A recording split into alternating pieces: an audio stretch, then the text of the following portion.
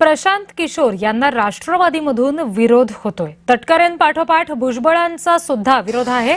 प्रशांत किशोर भेटले म्हणजे सल्लागार नाहीत। प्रशांत किशोर टेंडर घ्यायला आले असतील असं त्यांनी म्हटलं आणि नाना पटोले यांनी प्रशांत किशोर यांच्यावर टीका केली। प्रशांत किशोर यांनी जी भेट घेतलेली होती त्याच्या संदर्भात पटोलेंनी हे विधान केलेलं आहे। राष्ट्रवादीतून त्यांना विरोध आहे असं पटोले म्हणतात। तटकरेंपाठोपाठ भुजबळांनी सुद्धा विरोध केल्याचं वक्तव्य पटोलेंनी केलेलं आहे।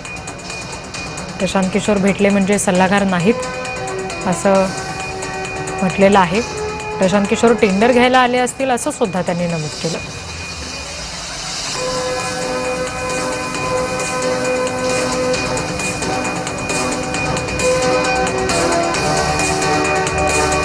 प्रशांत किशोर यांनी सुनेत्रा पवार यांची भेट घेतल्यानंतर या सगळ्या राजकीय वर्तुळातल्या चर्चा सुरू झालेल्या आहेत।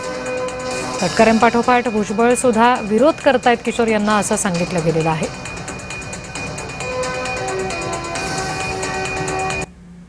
आम्हाला भेटतात ते कधी कधी, त्याचा अर्थ ते राजकीय सल्लागार म्हणून त्यांची नियुक्ती झाली असं मला काही वाटत नाही। नवीन आमचे उपमुख्यमंत्री आहेत, त्यांना येऊन ते भेटले आणि चर्चा केली तर काय वाहू आहे असं मला काही वाटत नाही। प्रफुल्ल पटेल आणि तटकरे तुम्हाला सगळ्यांना माहिती आहे की दिल्लीमध्ये अधिवेशन सुरू आहे। देवगिरीवर किंवा इतर ठिकाणी ते कदाचित जाऊ शकले नसते। माझ्या माहितीप्रमाणे मागच्या आठवड्यामध्ये ते होते, ते भेटलेले पण आहे, चर्चा पण झालेली आहे आणि फोनवर सुद्धा चर्चा होते एखाद्या गोष्टीची।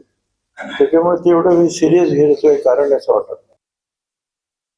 प्रशांत किशोर म्हटलं तर ते कुठल्याही पक्षाला प्रमोशन कसं करायचं त्याच्यावरच ते टेंडर घेतात, त्यासाठी आले असतील।